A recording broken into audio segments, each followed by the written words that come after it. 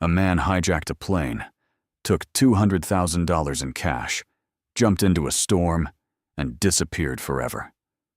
But the strangest part, some investigators believe he may have survived. November 24th, 1971. A man walked into an airport carrying a black briefcase. He wasn't nervous, didn't look suspicious, didn't hide his face. In fact, people later described him as completely ordinary. And that's what made him terrifying, because within hours, he would commit one of the most impossible crimes in American history. Shortly after takeoff, he handed a folded note to a flight attendant. At first, she ignored it. She thought he was flirting. Then he leaned closer and whispered, "You should read that now." Her hands froze.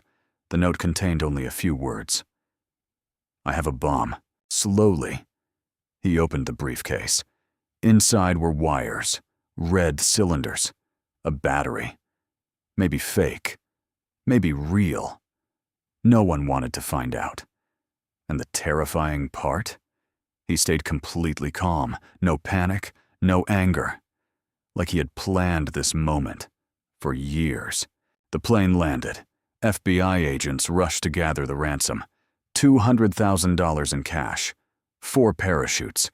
Passengers were released safely. But he stayed on the plane, waiting, watching. Like this was only the beginning.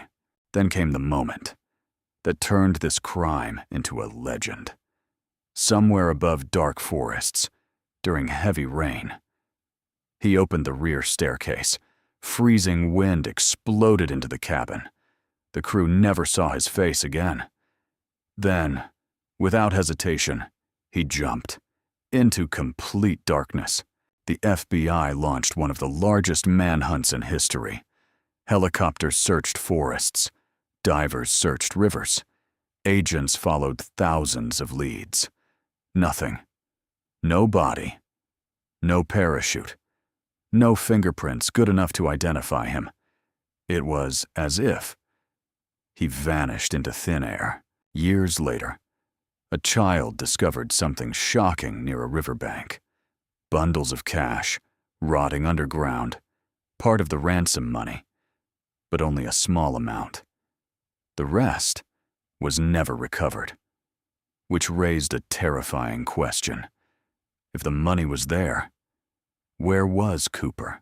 Some investigators believe he died the moment he jumped.